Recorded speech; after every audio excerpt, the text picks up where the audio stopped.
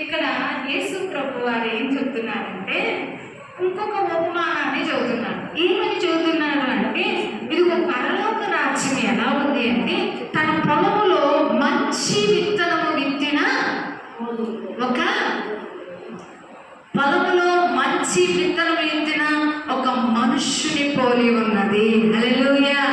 ఏమండి, రైతు ఏం చేస్తాడు? మంచి విత్తనాలు తీసుకొని పొలంలోకి వెళ్తాడు. ఎందుకు? మంచి పంట రావాలని. హల్లెలూయా.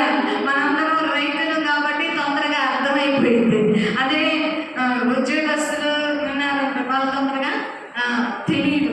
ఎప్పుడు విత్తనాలు వేయాలో వాళ్ళకి తెలియదు. ఏ టైంలో ఏంటి ఎప్పుడు సాగు చేయాలో, ఎప్పుడు దాని సారవంత భూమిగా ఎప్పుడు వచ్చిందో వాళ్ళకి తెలియదు. అందుకని ఈరోజు దేవుడు చెప్తున్నాడు ఏంటంటే, పరలోక రాజ్యం ఎలా ఉందంటే, ఒక మంచి విత్తనాలు తీసుకొని ఆ విత్తనాలు తీసుకొని ఎక్కడికి వెళ్ళారంటే పొలంలోకి వెళ్ళారు. పొలంలోకి వెళ్ళినప్పుడు ఆ పొలంలో రైతు ఏం చేస్తున్నాడంటే, ఆ పొలంలో విత్తనాలు వేయడానికి సాగు చేశాడు. ఆ భూమి అంతా కూడా మంచిగా దున్నిచ్చాడు, నాగలితో సాగు చేశాడు. అందులో ఉన్న వేస్ట్ అంతా కూడా తీసివేసి పక్కన పడేసేసాడు, దాన్ని తొలగించేశాడు. ఈ భూమి ఇప్పుడు ఎలాగంటే, పంట వేసినప్పుడు విత్తనాలు వేసినప్పుడు అందులో నుంచి మొలక రావడానికి చాలా గడ్డలుగా ఉంటుంది మట్టి. ఇక్కడ ఎలా ఉంటుంది? గడ్డలుగా ఉంటుంది. దాన్ని అంతా ఏం చేస్తాడు? దున్నినప్పుడు అది మెత్తని సారం ఇచ్చేటట్టుగా 1కి 2 సార్లు 3 సార్లు అయినా పొలాన్ని నాగలి పెట్టి దున్ని దున్ని దున్ని దాన్ని మంచి సారమైన భూమిగా చేస్తాడు. హల్లెలూయా. ఒక్కసారి దున్నితో మంచిగా అయిపోద్దా? కాదు, 2-3 సార్లు అయినా దున్నాలి. ఎందుకు? అది దున్నకపోతే అందులో గరుకు ఉంటుంది, లేకపోతే గడ్డలు ఉంటాయి, లేకపోతే ఇంకా లోపల అడుగులున్న సారం బయటికి రాదు. అందుకని దాన్ని ఏం చేస్తారంటే, మంచి సారవంతమైన భూమి వచ్చేటట్లుగా దాన్ని దున్నుతారు. హల్లెలూయా. ఈరోజు మా కోడలు దీవించును గాక. దేవుని సన్నిధిలో అడుగు పెట్టిన నిన్ను దేవుడు దీవించును గాక. చూడండి, ఆయన పిల్లలు ఆయన దగ్గరకు రావడం ఆయనకి సంతోషం. ఆయన సంతోషిస్తున్నాడంట నిన్ను బట్టి. హల్లెలూయా. చూడండి, ఈరోజు ఆ కలుపు మొక్కల గురించి ఎందుకు చెప్పాలనుకుంటున్నాడంటే, రైతులు సిద్ధపడుతున్నారు పొలాలు పంట వేయడానికి. అయితే వాళ్ళకు కూడా కొన్ని విషయాలు తెలియాలి. ఏంటంటే, పరలోక రాజ్యం ఏంటో తెలియాలి, పరలోక రాజ్యములో ఎలా ఉంటుందో తెలియాలి, పరలోక రాజ్యంలో విత్తనాల గురించి దేవుడు ఏం చెప్తున్నాడో మనకి తెలియటం కోసం ఈ విషయాన్ని దేవుడు తెలియజేస్తున్నాడు. చూడండి, అంటే రైతుల గురించి దేవుడు ఒక గొప్ప ప్రణాళిక కలిగి ఉన్నాడు. రైతు ఎప్పుడు కూడా సంతోషంగా ఉండాలి, రైతు కూడా చక్కగా దేవుని స్తుతించగలగాలి, రైతులు కూడా మంచిగా ఎటువంటి ఇబ్బంది పడకూడదు. అందుకనే రైతుల గురించి ఎక్కువగా దేవుడు ఆలోచన కలిగి ఇక్కడ పంట పండించుకునే రైతులు బాగుండాలి అని, వాళ్ళు కూడా రక్షించబడాలని, వారికి కూడా పరలోక రాజ్యం అవసరం అని దేవుడు గుర్తించి ఈ విషయాన్ని చెబుతున్నాడు. హల్లెలూయా. ఏమండి, ఎంత చక్కగా ఎవరికి ఎలా కావాలో దేవుడికి అన్నీ తెలుసు. మన దేవుడికి తెలుసు, సమస్తం ఎరిగిన దేవుడు. ఇక్కడ అందుకే చెబుతున్నాడు కదా, పరలోక రాజ్యం ఎలా ఉందంటే, కలుపు మొక్కలు విత్తనాలు. పరలోక రాజ్యం ఎలా ఉందో చెబుతున్నాడు. ఒక రైతు విత్తనాలు తీసుకొని ఆ భూమిలో సారంగా చేసి ఆ విత్తనాలు వేయడానికి వెళ్ళినప్పుడు అందులో విత్తనాలు వేస్తున్నటువంటి ఆ రైతుల పోలి ఉన్నది అంటున్నాడు. అయితే మనుషులు నిద్రిస్తుండగా అతను శత్రువు వస్తాడంట. హల్లెలూయా. ఏమంటే, దేవుడు భూమి అంతా చేసినప్పుడు మంచిగానే చేశాడంట. హల్లెలూయా. ఏం చేశాడు? భూమి అంతా మంచిగానే చేశాడు, ప్రజలందరినీ మంచి వాళ్ళగానే చేశాడు. అయితే నిద్రపోతున్నప్పుడు ఎవరు వచ్చారంట? శత్రువు వచ్చాడంట. హల్లెలూయా. ఎవరు వచ్చారు? నిద్రపోతున్నప్పుడు. అందుకనే దేవుడు ఒక చాట చదివాడు కదా, మీరు శోధనలో ప్రవేశించుకున్న నిమిత్తం మెలకువ కలిగి ప్రార్థన చేయండి. ఏమండి, శోధన వచ్చిందని తెలుసు, ముందుగానే చెబుతున్నాడు దేవుడు. మీరు శోధనలోకి వెళ్ళకుండా ఉండాలి అంటే మెలకువ కలిగి ప్రార్థించాలి. హల్లెలూయా.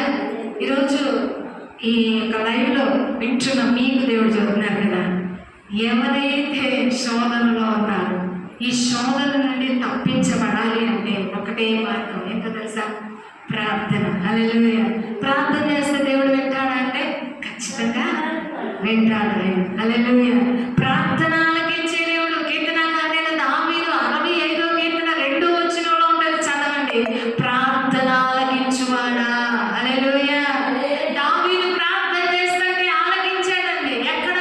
గొర్రెలు కాసుకుంటూ ఎడారిలో ఎండకు ఎండుతూ వానకు తడుస్తూ, ఇదిగో ఎంతో భయంకరమైనటువంటి పరిస్థితుల్లో ఏ ఎవ్వరూ తోడు లేరు. అక్క చెల్లెలు ఉన్నారా? అన్నదమ్ములు ఉన్నారా? తల్లిదండ్రులు ఉన్నారా? దావీదు ఎక్కడ ఉన్నాడు? ఎక్కడో అరణ్యంలో ఉన్నాడు, ఒంటరిగా ఉన్నాడు. హల్లెలూయా. కొన్నిసార్లు మనం కూడా అనిపిస్తుంది, నేను ఒంటరి దాన్ని కదా, నాకు ఎవరు లేరు కదా, నా బాధ చెప్పడానికి ఎవరు లేరు కదా, నా ఆవేదన ఎవరికి చెప్పాలి నేను. కొన్నిసార్లు ఒంటరి వాళ్ళం అనిపిస్తుంది. హల్లెలూయా.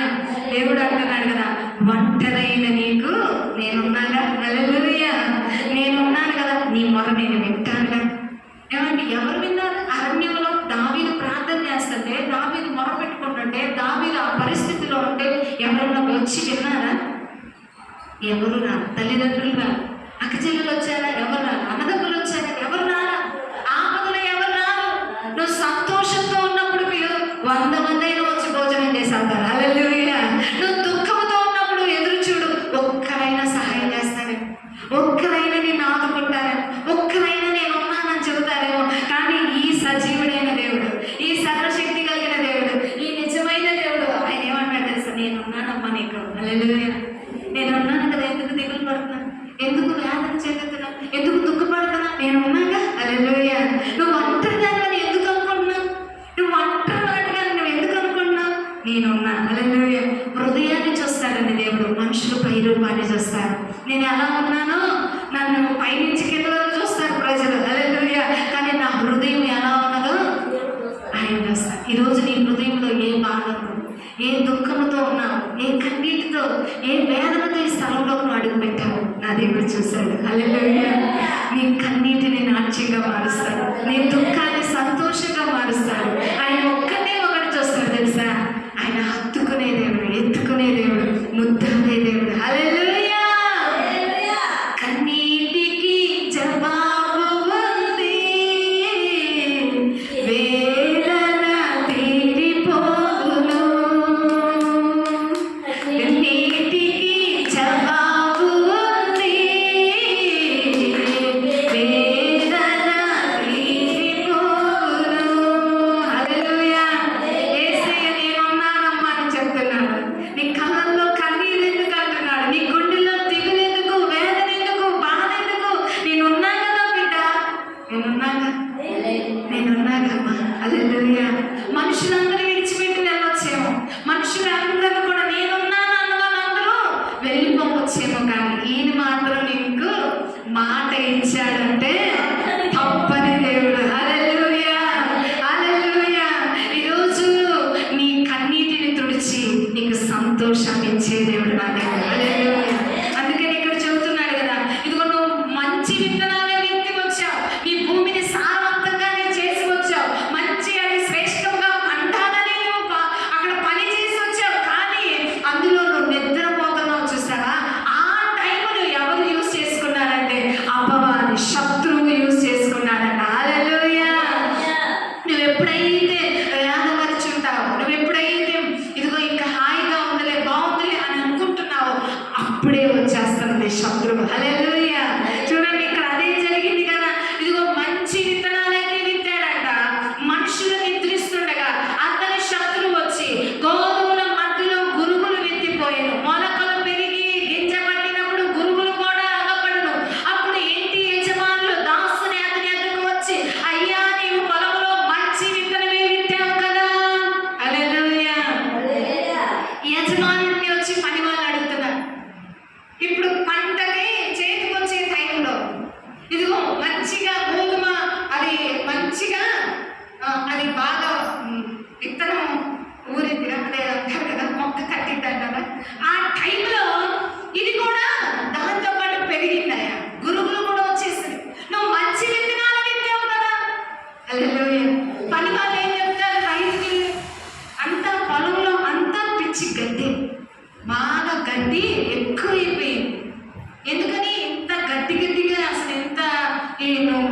విత్తనాలు వేసేటప్పుడు మంచిగా చేయలేదా? హల్లెలూయా అని దాన్ని సారవంతంగా చేసి ఇంక ఏది పిచ్చి మొక్కలు మొలవకుండా చేయలేదా ఏదో అడుగుతారు కదా. అట్లాగే ఇక్కడ కూడా యజమానుడి దగ్గరికి వెళ్ళి దాసులు అడుగుతున్నారు. హల్లెలూయా ఇదిగో నువ్వు మంచి విత్తనాలు విత్తావు కదా, ఈ భూమి మీద మనుషులందరినీ మంచిగానే పుట్టించావు కదా, మరి ఇలాంటి వాళ్ళు, దుష్టులైన వాళ్ళు, అక్రమం చేసేవారు, అన్యాయం చేసేవారు, మోసం చేసేవారు ఎక్కడి నుంచి వచ్చేవారు? నీ కుటుంబాన్ని పాడు చేసే వాళ్ళు ఎక్కడి నుంచి వచ్చారు? హల్లెలూయా నీ ఆస్తిని నాశనం చేసే వాళ్ళు ఎక్కడి నుంచి వచ్చారు? నీ పిల్లల భవిష్యత్తుని పాడు చేసే వాళ్ళు ఎక్కడి నుంచి వచ్చారు? హల్లెలూయా ఈ భూమి మీద మంచిగానే ఉంచారు కదా అని అంటే దేవుడు అంటున్నాడు ఇక్కడ, మనుషులు నిద్రపోతున్నప్పుడు శత్రువు వచ్చేసి వారి పంటని ఏం చేసింది? మంచి విత్తనంతో పాటు పురుగులు నాటి వెళ్ళింది. హల్లెలూయా నీ పిల్లలకు నువ్వు మంచి బోధిస్తున్నావు, మంచి మాటలే చెబుతున్నావు, కానీ వాడు పెద్దవాడు అయిపోయినాక ఎందుకు తొలగిపోతున్నాడు? ఎందుకు తప్పిపోతున్నాడు? ఎందుకు దాన్ని మళ్ళిస్తున్నాడు అంటే శత్రువు, దుష్టుడు, అపవాది ఏం చేస్తాడంటే వాళ్ళ మైండ్లో, ఆలోచనలో చీకటి సంబంధమైన ఆలోచన పెడుతున్నాడు, లోక సంబంధమైన ఆలోచన పెడుతున్నాడు, అక్కడ సంబంధమైన ఆలోచన పెడుతున్నాడు, పాప సంబంధమైన ఆలోచన పెడుతున్నాడు. హల్లెలూయా హల్లెలూయా పిల్లలు మంచి వాళ్ళేనండి. మధ్యలో ఏమైందో ఏంటంటే మధ్యలో ఏమైందో కానీ కొన్నాళ్ళకి వాళ్ళ బుద్ధులు మారిపోయినాయి అంటారు. హల్లెలూయా మంచి వాళ్ళే మంచిగానే ఉన్నారు, ఇప్పుడు వరకు మంచిగానే ఉన్నారు, ఇప్పుడు సడన్ గా ఏమైపోయింది? వాళ్ళ బుద్ధి మారిపోయిందండి అంటారు కదా. హల్లెలూయా ఇదేనండి శత్రువు చేసే పని, అపవాది చేసే పని ఇదే. మనకు తెలియదు, మంచిగానే ఉన్నట్లుగానే ఉంటది, అది మధ్యలో శత్రువు దూరి అపవాది ఏం చేస్తాడంటే వాళ్ళ యొక్క మైండ్ని చెరిపి వేస్తాడు, వాళ్ళ ఆలోచనలు చెరిపి వేస్తాడు. అప్పటి వరకు బాగా విన్నాడు పిల్లవాడు, ఇప్పుడు దాకా మంచిగా మాటింటూ వచ్చాడు, ఇప్పుడు దాకా మంచిగానే ఉన్నాడు, మధ్యలో ఏమైపోయాడు? మార్పు వచ్చేసింది. హల్లెలూయా ఎక్కడి నుంచి వచ్చింది అంటే శత్రువు. హల్లెలూయా ఇక్కడ అదే చెబుతున్నాడు కదా, పరలోక రాజ్యము కూడా అట్లాగే కనబడుతుంది, అది మంచిగానే విత్తబడింది, కానీ శత్రువు వచ్చాడట. అందుకు వీళ్ళు క్వశ్చన్ వేస్తున్నారు, ఇది శత్రువు చేసిన పని అది వారితో చెప్పగా ఆ దాసుడు మేము వెళ్ళి వాటిని పెరిగి వేయడం నీకు ఇష్టమేనా? హల్లెలూయా ఏంటంట పని వాళ్ళు వచ్చారు కదా, ఇదిగో ఆ గురుకుల్ని ఆ కలుపు మొక్కలు పెరిగి వేయడం నీకు ఇష్టమేనా అని అడిగితే యజమానుడు ఏం చెప్పాలి? పెరిగి అవ్వచ్చు కదా, కానీ ఇక్కడ ఏం చదువుతాడు చూడండి, చదువుతారా? మత్తయి సువార్త 13వ అధ్యాయం 29వ వచనం. అని అతని అడిగింది, ఆ తర్వాత అందుకు అతడు వత్తు గురుగులను పెరుగుచుండగా వాటితో కూడా ఒకవేళ గోధుమలు పెళ్ళగింతురు, కోత కాలం వరకు రెండింటిని కలిసి ఎదగనీయండి. కోత కాలం ముందు గురుగులు ముందుగా కూర్చి వాటిని కాల్చివేటుకు కట్టలు కట్టి గోధుమలను నా కొట్టులో చేర్చుకుంటాను, తర్వాత కోతగాండ్రులతో చెప్పేదనను. హల్లెలూయా రైతు దేని గురించి ఆలోచన చేస్తాడండి? పంట నాశనం అవ్వకూడదు, పంట పాడైపోకూడదు. హల్లెలూయా అందుకనే గురుగులనే పెరగనివ్వండి, మంచి గోధుమలను కూడా మొక్కలతో పాటు, అది పైరు పంటతో పాటు రెండింటినీ పెరగనివ్వండి. ఒకరోజు ఒక సమయం వస్తుంది, అదేంటో తెలుసా? కోతకాలం. హల్లెలూయా ఆయన రాకడ సమయం వస్తుంది. ఈ భూమి మీద మంచి వాళ్ళు ఉండనిస్తాడు దేవుడు, చెడ్డ వాళ్ళని కూడా ఉండనిస్తాడు. హల్లెలూయా కానీ ఒక టైం వస్తుంది, ఆ టైంలో ఏం చేస్తాడంట? గోధుమలన్నిటినీ కూర్చుకొని కొట్లో పెడతాడంట. ఇదిగో ఏదైతే గురుగులు ఉన్నాయో, కలుపు మొక్కలు ఉన్నాయో వాటన్నిటినీ పెరిగి వేసి కట్టలు కట్టి అగ్నిలో పడేస్తాడు, కాల్చి వేస్తాడు.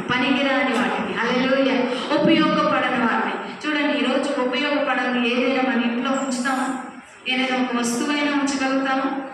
ఒక వస్తువు కానీ ఒక వ్యక్తి పనికిరాకుండా ఉన్నాడు అనుకోండి, ఈ మనిషి ఎప్పుడు కోపపడతాడో, ఎప్పుడు ఈ మనిషి ఉపయోగపడేవాడిగా మార్చబడతాడో ఏంటంటే ఆలోచన చేస్తాం. ఎప్పుడు ఎప్పుడు అని ఆలోచన చేస్తాం. అలాగే దేవుడు కూడా ఇక్కడ చూడండి, మంచి వాటి కోసం ఎదురు చూస్తాడు. గోధుమలు శ్రేష్టమైన మంచి గోధుమలు కావాలి. ఈ కలుపు మొక్కల్లో ఒక రోజు పెరిగి వేయబడతాయి. హల్లెలూయా. అందుకని ఈ ఉపమానం గురించి దేవుడు వివరిస్తున్నాడు. 36వ వచనంలో చూడండి, అప్పుడైన జన సమూహాలను పంపివేసి శిష్యులతో చెప్తున్నాడు, ఇంటిలోనికి వెళ్ళగా శిష్యులు ఆయన దగ్గరకు వచ్చి పొలంలోని గురువులను గురించి ఉపమాన భావం మాకు తెలియచెప్పండి అని అడుగుతున్నాడు. అందుకు ఆయన ఇట్లా అంటున్నాడు, మంచి విత్తనం విత్తువాడు మనుష్య కుమారుడు. హల్లెలూయా. మంచి విత్తనాన్ని విత్తేది ఎవరంట? మనుష్య కుమారుడు. ఎవరైనా? ప్రభు అయిన యేసుక్రీస్తు మంచి విత్తనాన్ని ఈ భూమి మీద విత్తాడు. ఆయన మనుష్య కుమారుడు. మనుష్య కుమారుడే కదా. ఈ భూమి మీద మనుష్యుడిగా జన్మించాడు. దేవుని యొక్క కుమారుడు భూమి మీదకి ఒక మనిషిగా, మానవ అవతారిగా ఈ లోకంలో జన్మించాడు. మనుష్య కుమారుడు. అయితే మంచి విత్తనాన్ని విత్తారు పొలము దేనికి సాదృశ్యంగా ఉందంటున్నాడంటే లోకానికి సాదృశ్యంగా ఉందంట. మంచి విత్తనము రాజ్య కుమారుడు, గురువులు దుష్టుని కుమారుడు. హల్లెలూయా. పొలం దేనికి సాదృశ్యం అంటే ఈ లోకానికి సాదృశ్యం. ఇందాక నేను చెప్పాను కదా, లోకంలో మంచి వాళ్ళని దేవుడు ఉంచాడు, చెడ్డవాళ్ళని కూడా ఉంచాడు. పెరిగి వెళ్ళిన వాళ్ళని పుట్టినప్పుడు వాళ్ళందరూ మంచిగానే పుట్టాడు. అదే ఫస్ట్ స్టార్టింగ్లో చెప్పాడు కదా. ఏం చెప్పాడు? ఫస్ట్ మంచి విత్తనాలు విత్తాడు. లోకంలో మంచి విత్తనాలు అంటే ప్రతి మనిషిని కూడా మంచి సంబంధమైన కార్యాలకు బానిసలైపోయారు. ఇదిగో తల్లిదండ్రుల మాట వింటాలా, దేవుని మాట వింటాలా, పెద్దల మాటకు విధేయత చూపించట్లా. ఇంతగా అవడానికి కారణం ఏంటి? వీడా లేకపోతే దేవుడు సృష్టించాడు వీడేటాగా. హల్లెలూయా. ఎట్లాగా? వాడి లోపల దుష్టుడు, వాడి ఆలోచనలో దుష్టుడు దూరాడు. హల్లెలూయా. వాడి మనసు అంతటిని గలిబిలి చేసేసాడు. వాడి ఆలోచన అంతా గలిబిలి చేశాడు. ఈ లోకం అంతా పాపం అంతా వాళ్ళు పెట్టేసేసాడు. హల్లెలూయా. అందుకనే దేవుడు చెబుతాడు కదా, ఇదిగో మంచి విత్తనము దేవుని కుమారుడు, రాజ్య కుమారుడు, గురువులు దుష్టుని కుమారుడు. ఇదిగో దుష్టులు వాటిని అన్నిటి గురించి చెబుతాడు. వాటిని విత్తిన శత్రువు అపవాది. ఎవరంట? అపవాది. హల్లెలూయా. అపవాది ఏం చేశాడు? వాళ్ళ లోపల చెడు బీజాన్ని నాటుతున్నాడు, పాప బీజాన్ని నాటుతున్నాడు. ఈ అపవాది వాడిని మనం ఏం చేయాలి? దేవుని సన్నిధిలో ప్రార్థన చేసినప్పుడు అపవాది విడిచిపెట్టి వెళ్ళిపోతాడు. హల్లెలూయా. ప్రార్థన చేయాలి. అందుకని ఇక్కడ చూడండి, వాటిని విత్తిన శత్రువు అపవాది. కోత యొక్క సమాప్తి, కోత పోయేవారు దేవదూతలు. హల్లెలూయా. పరలోకం నుండి భూమి మీదకి దేవదూతలు దిగి వస్తాయంట. దిగి వచ్చి ఈ భూమి మీద మంచివారిని చెడ్డవారిని వేరు చేస్తాయంట. హల్లెలూయా. దేవదూతలు దిగి వచ్చి పని చేస్తాయి. అదే ఇక్కడ చెబుతున్నాడు. గురువులు ఎలా కూర్చోబడి అగ్నిలో కాల్చివేయబడి అలాగే యుగ సమాప్తి మందు జరుగును. మనుష్య కుమారుడు తన దూతలను పంపును. వారు ఆయన రాజ్యంలో నుండి ఆటంకములకు సకలమైన దుర్నీతి పనులను సమకూర్చి అగ్ని కుంఠంలో పడవేదు. ఏమండి? దుర్నీతి పనులు. శత్రువైన సాతాన అపవాదిని కాల్చివేయటానికే అగ్నిగుండము కానీ మనుషులు కాల్చివేయటానికి కాదు. హల్లెలూయా. మీ దేవుడు అగ్నిగుండంలో వేస్తాడు కానీ మా దేవుడు అగ్నిగుండంలో మనుషులు లేరు. ఎవరిని వేస్తారో తెలుసా? శత్రువైన సాతాన అపవాదిని అగ్నిగుండంలో వేస్తాడు. మనుషులు కాదు. మనుషులు దేవుడు మార్చుకుంటాడు. హల్లెలూయా. ఆయన ప్రేమతో చేర్చుకుంటాడు. ఆయన ప్రేమతో చెప్తాడు, ఈ మార్గం మంచి మార్గం కాదని వాళ్ళకు బోధిస్తాడు. వాళ్ళ ఆలోచనలన్నిటినీ దేవుడు తొలగించి మంచి మార్గంలోకి నడిపిస్తాడు. హల్లెలూయా. దేవుడి మాటలు మనం ముగించుకున్నాం. చివరిగా ఇప్పుడు అర్థమైంది కదా, ఎవరంట అగ్నిగుండంలో పడేది ఎవరు? దుర్నీతి పనులు. ఎవరు ఆ దుర్నీతిని సమకూర్చింది? ఎవరు అంటే అపవాది, శత్రువు. అగ్నిగుండం ఎవరికి? శత్రువు అయిన సాతానుకి కానీ మనిషికి కాదు. హల్లెలూయా. జాగ్రత్త జాగ్రత్త గుర్తుంచుకోండి. ఇప్పుడు మానవులందరూ రక్షించాలని దేవుడు సమయం ఇచ్చారు. ప్రతి మానవుడు రక్షించబడాలి, ప్రతి మానవుడు క్రీస్తుని అంగీకరించాలి. అందుకే చూడండి, లాస్ట్లో ఒక మాట ఉంది కదా, అగ్నిగుండంలో పడేది అక్కడ ఏడుపును కొండల కొరుకుతూ ఉండను, అప్పుడు నీతిమంతులు తమ తండ్రి రాజ్యములో సూర్యుని వలె తేజరిల్లుదురు. హల్లెలూయా. ఎలా ఉంటారట? తండ్రి రాజ్యంలో ఉంటారు. మీరు అందరూ ఎలా ఉంటారో తెలుసా? సూర్యుని వలె ప్రకాశించబోతున్నారు. హల్లెలూయా. మీ వెలుగు రేపు చుక్క వెలుగు ఎలాగైతే తేజరిల్లుతుందో అంతకాదు మీ వెలుగు తేజరిల్లింది. హల్లెలూయా. మీరందరూ కూడా అలాగా ఉండబోతున్నారు. ఈ మాట చెప్తూ అంటున్నాడు కదా, చెవులు గలవాడు వినుగాక. ఈరోజు ఎంతమందికి చెవులు ఉన్నాయో వాళ్ళందరి మాట విందురుగాక. ఏ మాట అంటే, దుష్టుడికి నరకం ఉంది కానీ, అపవాది శత్రువుకి నరకం ఉంది కానీ, నీకు నాకు మానవుడి కోసం నరకం కాదు. హల్లెలూయా. మానవుడు ఎంత పాపి అయినా వాడిని క్షమించి మన్నించి తన దగ్గరకు చేర్చుకుంటాడు. ఆయన ఒప్పింపజేస్తాడు. పరిశుద్ధాత్ముడు మీ లోపలికి వచ్చినప్పుడు పాపముల గురించి నీతిని గురించి ఒప్పింపజేస్తాడు. హల్లెలూయా. అప్పుడు నీతిమంతులుగా మీరు తేజరిల్లుతారు, మీరు ప్రకాశిస్తారు, మీరు వెలుగుతూ ఉంటారు. మీకు ఇంకా దుఃఖం ఉండదు, వేదన ఉండదు, కన్నీరు ఉండదు. ఇదిగో ఆకలి దప్పులు లేనే లేదు. హల్లెలూయా. పరలోక రాజ్యంలో సంతోషంతో విందు ఉంటుంది. దేవునితో యుగయుగాలు ఉంటాం. దేవుని యొక్క రాజ్యంలో నీది నాదే ఆయన పక్కన స్థానం. హల్లెలూయా. నీవు నేను ఆయనతో పాటు ఉండడానికి సత్యం. మనిషి ఏం చేస్తాడు? పై రూపాన్ని చేస్తాడు. దేవుడిని హృదయాన్ని చూస్తున్నాడు ఈరోజు. హల్లెలూయా. పై రూపాన్ని చేస్తాడు. వీడు మంచివాడు కాదు, వీడు అంటాడు, ఇట్లా అంటాడు అంటాడు. కానీ దేవుడు ఏమంటాడు తెలుసా? నువ్వు నా కుమార్తెవమ్మా. హల్లెలూయా. నువ్వు నా బిడ్డవే. నీ క్రియలను చూడాలన్నా నీ మనసును చూస్తాడు. హల్లెలూయా. నీ లోపల ఉన్న ఆ హృదయాన్ని చూస్తాడు. హల్లెలూయా. అందుకనే ఇదిగో దుష్టుడికేమో అగ్ని గుండాన్ని ఇచ్చాడు, ప్రతి మానవుడికేమో పరలోక రాజ్యాన్ని ఇచ్చాడు. హల్లెలూయా. హల్లెలూయా. గట్టిగా చప్పట్లు కొట్టు ప్రభు నామాన్ని మహిమపరచుదాం. పరలోక రాజ్యము మీదే. అపవాదికి అగ్నిగుండం, నీకు పరలోక రాజ్యం. నువ్వు ఇప్పుడు ఎవరివి? మంచి గోధుమ గింజలు. హల్లెలూయా. గురుగులు ఎవరు? కలుపు మొక్క లాంటి వాడు. గుర్తుంచుకోండి, ఈ ఉపమానం ఎప్పుడూ మర్చిపోవద్దు. రైతు పొలంలోకి వెళ్ళి మీరు పని చేస్తున్నప్పుడు ఈ ఉపమానాలు చెప్పండి, వారు కూడా తెలుసుకుంటారు. రైతుల గురించి ఎంత బాగుందో బైబిల్లో చెప్పండి. రైతు